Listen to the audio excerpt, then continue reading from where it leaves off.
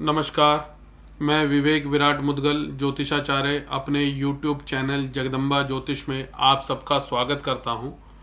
और आज की इस वीडियो में हम बात करेंगे कि 2020 और 2021 में वर्ल्ड इकोनॉमी पे क्या असर पड़ेगा या आर्थिक स्थिति पूरी दुनिया की क्या रहने वाली है और व्यक्तिगत रूप से क्या रहने वाली है, वो भी इस वीडियो में आपको क्लियर हो जाएगा। परंतु सबसे पहले बहुत लोगों का आग्रह था कि गुरुजी जब भी आप अपनी वीडियो शुरू करते हैं तो कृपया करके कोई ना कोई मंत्र या श्लोक बोलें, उसके बाद अपनी चर्चा शुरू करें।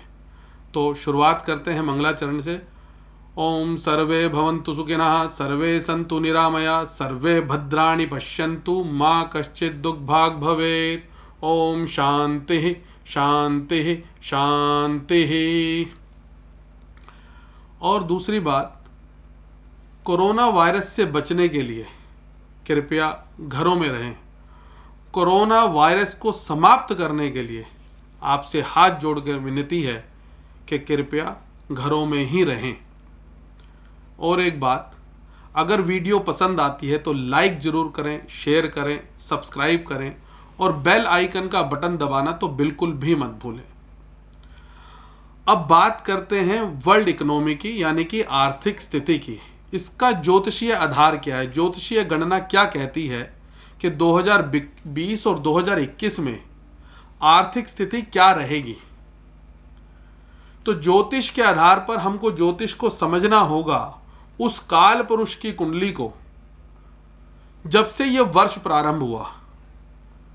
वर्ष पूरी दुनिया के हिसाब से तो प्रारंभ होता है इंग्लिश कैलेंडर के हिसाब से, यानी कि जनवरी के महीने से, जनवरी 2020। परंतु वैदिक सनातन संस्कृति, इस दुनिया की जो सबसे पुरानी संस्कृति सनातन संस्कृति है, उसका कैलेंडर जब से शुरू होता है उसकी गणना होगी, क्योंकि सबसे प्राचीन है। और दूसरी सबसे बड़ी बात क्या है कि उस कैलेंडर के हिसाब से भी इंग्लिश कैलेंडर और भारतीय कैलेंडर कहें या सनातन संस्कृति या पूरी दुनिया का जो कैलेंडर है, जो सबसे प्राचीन है, उसकी बात करें। इंग्लिश कैलेंडर के हिसाब से तो हम चल रहे हैं 2020 में, परंतु भारतीय पंचांग के अनुसार, कैलेंडर के अनुसार या सनातन संस्कृति के कैलेंडर के अनुसार हम 2077 में चल रहे हैं। तो आप सोचें कि कितना फासला है। तो उस काल पुरुष की गणना की जाएगी, यानी कि उस पूरी दुनिया की गणना की जाएगी। काल पुरुष का मतलब ये पूरी दुनिया, व्यक्तिगत रूप से तो फिर उसकी डेट ऑफ बर्थ, टाइम और प्लेस देखा जाता है, पर काल पुरुष की कुंडली का अर्थ होता है पूरी दुनिया से। तो 25 मार्च 2020 को नया वर्ष प्रारंभ होता है और जो रहेगा 12 अप्रैल 2021 तक। तो ये पूरे वर्ष की गणना है जो 25 मार्च 2020 से शुरू होगी, 12 अप्रैल 2021 तक रहेगी। और समय होगा सूर्योदय कालीन। उसकी कुंडली तैयार होगी जिसको हम काल पुरुष की कुंडली बोलते हैं। तो काल पुरुष की कुंडली सूर्योदय के सामने 25 मार्च 2020 को मीन लगन उदय हो रहा था, यानी कि मीन लगन की कुंडली थी। अब कुंडली के 12 घर होते हैं। 12 घरों में हमें विचार उस घर का करना है जिसका हम आर्थिक स्थिति पर विचार करते हैं, वर्ल्ड इकोनॉमी का विचार करते हैं। और वो घर क्या है? वो घर 10वां भी है, वो घर 11वां भी है, और विशेष रूप से जो घर है वो घर दूसरा है, यानी कि सेकंड हाउस, जो हमारी या दुनिया की आर्थिक स्थिति को दर्शाता है। अब इन तीनों घरों पर ध्यान देना होगा। इन तीनों घरों के ग्रह, जो मालिक है और जो इसमें बैठे हैं, इनकी गणना करनी पड़ेगी, इनकी कैलकुलेशन करनी पड़ेगी और समझना पड़ेगा कि ये कैलकुलेशन क्या कह रही है, पॉजिटिव कह रही है या नेगेटिव कह रही है। और नेगेटिव कह रही है तो कब तक कह रही है, और पॉजिटिव कह रही है तो कब तक कह रही है। तो आप ये देखें, 10वां घर क्यों लिया गया? क्योंकि 10वां घर कर्म से संबंधित है और 11वां घर इनकम से संबंधित है। और जो दूसरा घर है, सेकंड हाउस है, वो सेकंड हाउस धन से संबंधित है। तो इन तीनों ग्रहों को जब हम जोड़ते हैं तो सबसे पहले हम ग्रह को लेते हैं द्वितीय स्थान यानी कि दूसरे घर को। तो दूसरे घर के जो मालिक बने वह मेष राशि है, तो मेष राशि के स्वामी कौन है? मंगल। मंगल कहां विराजमान है? शनि के साथ मकर राशि में एकादश भाव यानी कि 11th हाउस में, और मकर राशि में मंगल उच्च के होते हैं। और मंगल कौन से नक्षत्र में बैठे हैं? वो है उत्तराषाढ़ा नक्षत्र। उत्तराषाढ़ा नक्षत्र किसका है? भगवान सूर्य का है। ऐसे ही अब दूसरा घर का विचार अगर करें तो 10वां घर, तो 10वें घर के मालिक कौन बने हुए काल पुरुष की कुंडली में? वो बने हुए हैं बृहस्पति महाराज, और बृहस्पति केतु के साथ दशम स्थान पर ही यानी कि 10th हाउस में ही विराजमान है केतु के साथ। और किस नक्षत्र में बैठे हैं? वो नक्षत्र है उत्तराषाढ़ा, वो भी भगवान सूर्य का नक्षत्र। अब चर्चा होती है एकादश भाव की यानी कि 11th हाउस की। 11th हाउस के स्वामी कौन है? ग्रह कौन है? वो है शनि महाराज, जो कि उसी घर में विराजमान है स्वराशि होके, यानी कि अपनी मकर राशि में स्वयं बैठे हुए हैं। और किस नक्षत्र में बैठे हैं? वो भी उत्तराषाढ़ा नक्षत्र में भगवान सूर्य के नक्षत्र में बैठे हैं। तो ये 4 ग्रहों की गणना जो कि भगवान सूर्य को ही दर्शाती है। इसके अलावा 2nd हाउस में मेष राशि में शुक्र महाराज विराजमान है, शुक्र ग्रह विराजमान है। और शुक्र मालिक कहां के हैं? 8वें घर के। शुक्र किस नक्षत्र में बैठे हैं? शुक्र बैठे हैं कृत्तिका नक्षत्र में, जो कि भगवान सूर्य का ही नक्षत्र है। तो आप ये देखें कि इस काल पुरुष की कुंडली में पूरी की पूरी कुंडली के अंदर सूर्य भगवान का रोल अधिक आ रहा है। तो इसको समझने का प्रयत्न करें। सबसे पहले का तो आर्थिक स्थिति का जो घर है वो है 2nd हाउस, उसमें बैठे हैं शुक्र महाराज। शुक्र महाराज कहां के मालिक हैं? 8वें घर के मालिक हैं। और किस नक्षत्र में बैठे हैं? सूर्य के नक्षत्र में बैठे हैं। सूर्य जो है वो किसके नक्षत्र में बैठे हैं और कहां के मालिक हैं?